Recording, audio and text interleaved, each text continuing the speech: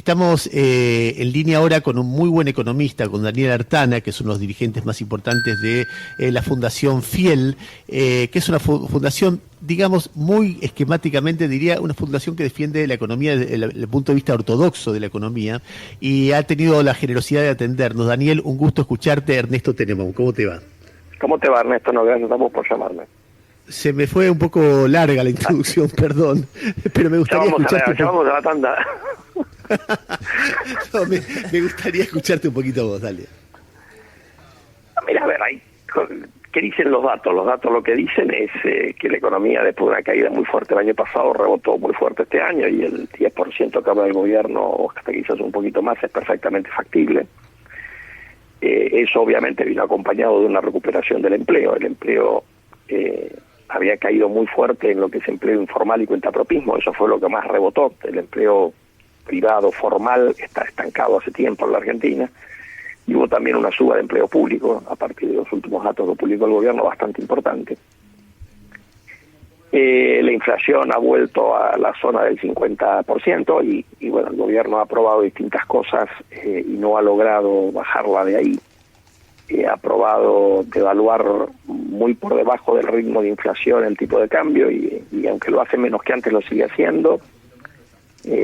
Decidió no cumplir con lo que estaba previsto en el presupuesto en materia de tarifas de energía, básicamente electricidad y gas natural, y bueno, eso tampoco consiguió ayudarlo a bajar la inflación, y finalmente tuvimos una versión más intrusiva de controles de precios, y bueno, la inflación sigue estando alta, así que ahí hay claramente una asignatura pendiente, ¿no es cierto?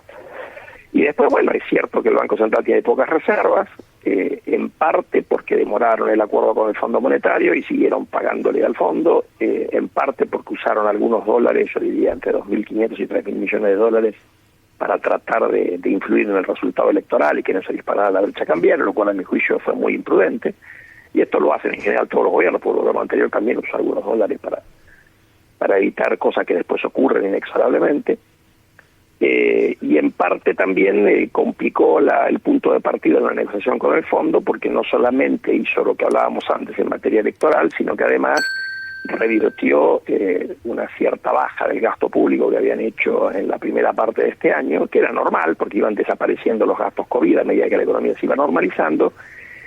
Y bueno, ahora el déficit fiscal, cuando sacas las cuestiones puntuales, está mucho más alto de lo que estuvo en la primera parte del año, y obviamente eso te pone mayores dificultades para llegar a un acuerdo. Es decir, acá yo diría hubo un gobierno bastante más prudente en la primera parte del año, y ya diría desde febrero, cuando tuvo el tema de tarifas en adelante, hubo claras decisiones guiadas por la política, no que encima le salieron mal al gobierno porque perdió la elección, pero mirando lo electoral, que le complicaron el funcionamiento de la macro, cosa que quedó tapada este año, y eso es una cosa para tener en cuenta, porque la mejora en los precios de exportación fue mucho más marcada que la mejora en los precios de importación, y eso explica, yo diría, más o menos la mitad de la recuperación económica que hubo este año. Así que no todo es mérito del gobierno en materia de actividad, sino que mucho tiene que ver la suerte, que lamentablemente no parece que el año que viene se vaya a repetir, por lo menos con esa misma intensidad.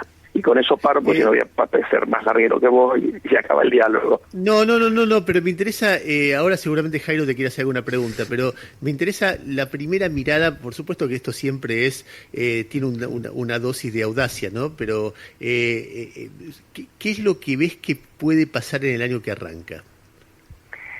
Yo creo que la primera cuestión es que el gobierno camina inexorablemente a hacer un acuerdo con el fondo, porque la alternativa no es que el acuerdo con el fondo te va a resolver los problemas de la Argentina, pero sin el acuerdo es peor, porque si entráramos en default con el fondo, con el Club de París, entraríamos en problemas de otra dimensión, porque lo más probable que ocurra en esas circunstancias es que se te caiga todavía más la demanda por activos en pesos, y eso termina en un salto en la brecha cambiaria mayor a la que hay ahora, y en una aceleración de la inflación.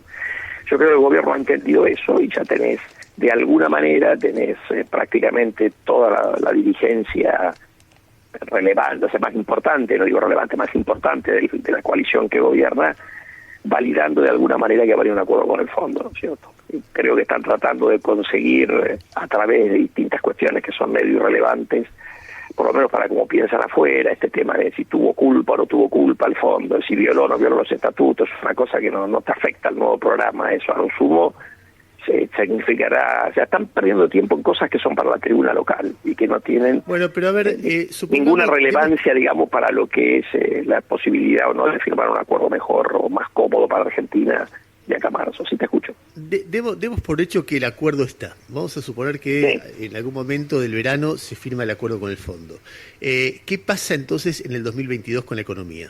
Bueno, yo creo que la Argentina está metida en un problema cambiario, y ese problema cambiario, el gobierno tiene dos opciones: o acelerar todavía más el ritmo de depreciación mensual, poniéndola, como en algún momento hizo a finales del año 2020 y principios de este año, pero eso no generó un gran problema, porque tuviste en ese momento el impacto pleno en la economía de la suba en el precio de la soja, que fue espectacular. Entonces, yo creo que hoy el principal problema que tiene la estrategia del crawling es que el productor agropecuario, que no está obligado a vender, no te venda, porque el ritmo del crawling es inferior a la tasa de interés en pesos, digamos. Entonces, ¿qué hace el tipo que vende con la plata, digamos? ¿Me entiendes?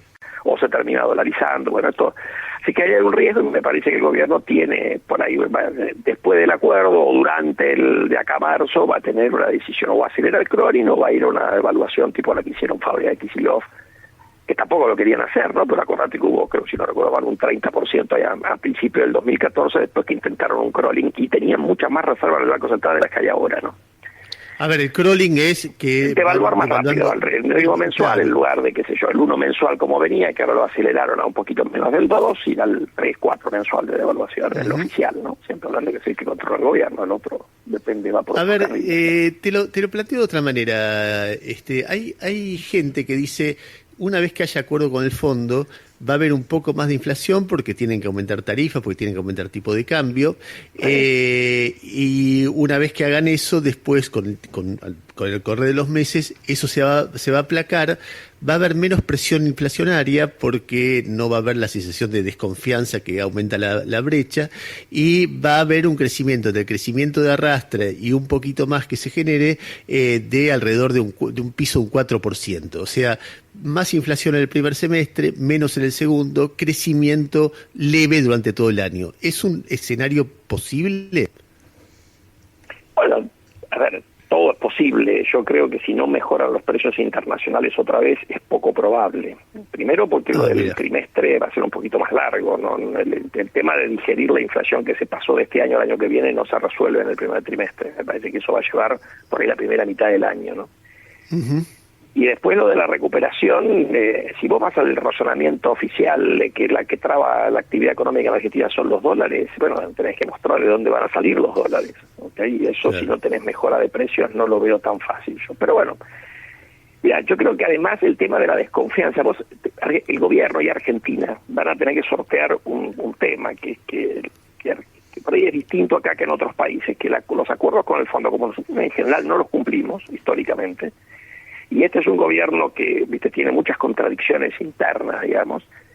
La pregunta va a empezar a ser, va a pasar de ser, ¿va a haber acuerdo con el fondo a cuando Argentina lo va a incumplir? Entonces vos vas a necesitar, para que ese acuerdo tenga impacto sobre las expectativas, mostrar que lo vas positivo, no me refiero que lo vas cumpliendo. Si eso ocurre, yo te diría que ahí el gobierno va a poder cosechar un poco el fruto del esfuerzo, ¿no? Pero por el otro lado, yo creo medio inevitable que el acuerdo con el fondo va a tener como objetivo el año que viene un déficit fiscal primario más bajo del que tiene Guzmán en la cabeza. Ese 3.3 no tiene. Y eso frena un poquito el crecimiento. Y bueno, y entonces eso te afecta un poquito en el corto plazo. O sea, todos tenemos alguna, bueno, no todos, pero en general la gran mayoría de los economistas tenemos un poquitito de sangre keynesiana, y si vos apretás el fisco y además, como te dice el fondo, subís un poco la tasa de interés para que compense la inflación, eso en el corto plazo es contractivo. Necesitas un gran efecto de confianza para que te lo más que compense. Podría ocurrir, pero otra vez Daniel, que Jairo te quiere hacer una pregunta. Dale. Daniel, tengo dos puntuales para hacerte. Una, ¿no te sorprende? Porque yo te escuchaba tu análisis del tema fiscal de este año, ¿no? Que venía con un ajuste determinado hasta mitad de año y que se gastó más en el segundo semestre. Ahora, cuando ves lo que va a ser toda la película y vos decís, un gobierno peronista en un año de elecciones, se había puesto una meta de déficit fiscal, es decir, de recaudación menos gasto, y le va a dar por debajo lo que termine siendo ese déficit al gobierno. Repito, en un año electoral, un gobierno peronista. Vos como un hombre que mira el tema de la caja, del gasto, de la cuestión fiscal como un tema central, ¿le reconoces un giro que algo inesperado al gobierno? Porque hasta el ministro discutió con la vicepresidenta en público cuánto gastaba, cuánto ahorraba. ¿Vos ves algo diferente ahí? Ya, yo creo que lo que hubo sí es que los números mejoraron, pero a partir de ingresos excepcionales que no van a estar después, ¿no? Porque computaron como ingreso los 4.000 y pico de millones de dólares que recibieron de los DEX, y después está el aporte solidario que no se va a repetir, ¿no? Pues algo compensaron con la suba de bienes personales, pero no te alcanza. Y además ahora no puede, el efecto perdón, de las retenciones no puede... sobre la soja, que lamentablemente se lo gastaron todo. Ese es el problema, que vos en realidad cerraste, pero si vos mirás y sacás los ingresos extraordinarios, los dos que te mencioné primero, los números están un poco mejor de un presupuesto que también había previsto un déficit fiscal muy alto para Guzmán. El problema de Guzmán es que él te pone números de déficit fiscal muy altos y después los sobrecumple. Pero la pregunta del número era razonable de entrada. A mí me parece que Argentina perdió una oportunidad, que es muy común en la Argentina, de cuando hubo un momento tan favorable para la economía, en lugar de gastarse la plata y los dólares, que fue lo que hicieron, haber aprovechado para ordenar más rápido las cosas. Y eso te hubiera dado, o sea, en alguna medida es que disfrutaste el 21 y te complicaste el 22 y 23. Y la otra pregunta es, en la brevedad que puedas, ¿compartís las críticas que le hace el fondo a Macri cuando mira lo que fue el préstamo en el informe que se dio la semana pasada? Bueno, el propio informe dice que es fácil hacer críticas con ex post, ¿no es cierto? O sea, después que ocurrieron los eventos. Básicamente yo creo que la principal crítica que hay ahí dando vuelta es, el problema tenía una fragilidad, eso se sabía siempre, eso estaba puesto en el stand-by, y el argumento yo diría la principal cosa, mira, tenías que haber puesto control de cambios y reestructurar la deuda antes de lo que hiciste, antes de lo que hizo la CUNSA, básicamente, ahora claro, hay que reestructurar la deuda. Y bueno, eso obviamente ex post es obvio que te hubiera convenido hacerlo antes. El momento había que tomar las decisiones ex ante, porque también dice el fondo que el programa no venía mal hasta la primera parte del 2019 y contra que el gobierno no lo dice, eso obviamente la cosa se empieza a complicar cuando se empieza a ver que el gobierno de Macri va a perder las elecciones. Entonces ahí, en realidad el informe del fondo queda bien con todos, ¿viste? Le da a cada uno para que se agarre. Los macristas dirán, mira, la culpa es de que ganó el Frente de Todos te dice, mira, el programa no cerraba. Y bueno, viste, en realidad estamos haciendo una autopsia del muerto, que fue el programa que se murió, y la pregunta es cuánto te ayuda eso para adelante, y no te ayuda mucho. La verdad que no, esa es mi visión, vamos acá, hay que discutir de acá para adelante. Nosotros en Argentina perdemos mucho tiempo tratando de agarrar del fondo de quien fuere para tratar de llevar agua para el molino de cada uno de un lado y otro de la grieta. Y el problema es que en realidad ahora hacia adelante el fondo te está diciendo, y me parece con bastante criterio, muchachos, no puede haber grieta, porque este programa que ustedes me están pidiendo como país es por 10 años, y en esos 10 años puede haber Frente de Todos, puede haber Juntos, puede haber alguna tercera fuerza, qué sé yo, pónganse de acuerdo y hagan un programa que esté todo más o menos de acuerdo. Empezaron mal, te voy a decir, ya con la discusión del presupuesto, ¿no? Daniel, te agradezco mucho la diferencia de habernos atendido. Me sorprendió eso que dijiste, que todos los economistas tienen alguna sangre keynesiana, porque yo no te la había visto todavía. Pero bueno, y te mando muchas felicidades, que tengas muy buen año. Gracias. Igualmente para ustedes, un abrazo grande. Hasta luego. Daniel Artana de Fiel.